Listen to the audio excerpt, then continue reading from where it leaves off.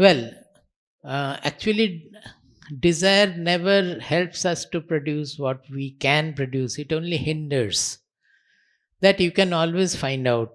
That I can take examples, any number of examples. Suppose a student, what he is trying to produce, he should learn, he should, if he is appearing for exam, he should do well in the exam and have the proper result.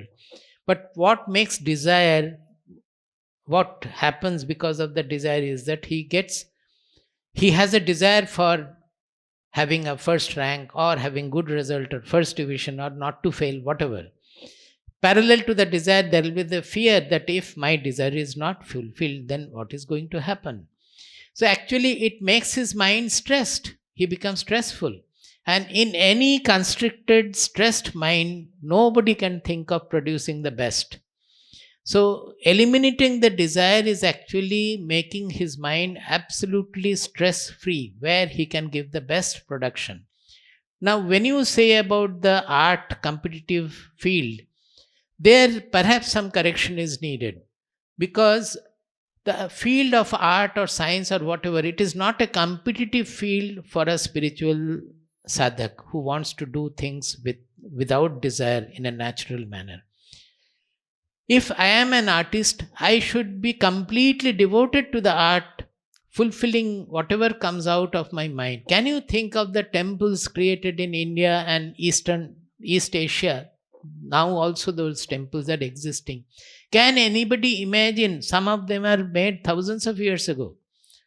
Can anybody imagine that kind of architecture as well as the sculpture?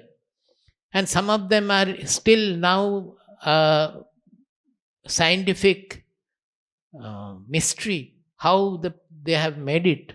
Is the 16th cave of Ellora, or so many others, so many are there. Would it have been possible with a desire? It is not out of desire. I can tell you 100 times that it cannot happen out of desire. The artists were given to art and they have done their best possible way. And in the process, the things have come up. The best production come like that only.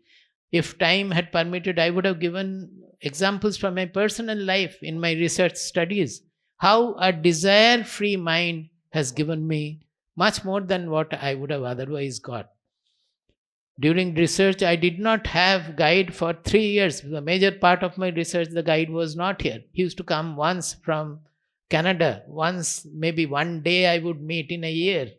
And that was enough for me. I was never disheartened by that. I have never complained that guide has not looked after me or he has neglected me, as all the research scholars say. I would not say that. He has given the best of the guidance whenever I needed them.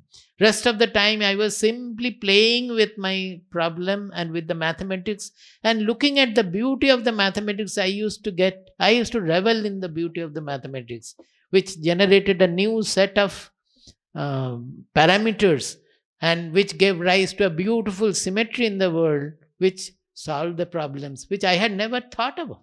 I did not know where from the solution is going to come. It just appeared out of a simple, desireless reveling in the mathematics and the beauty of creation. I think this is enough for you.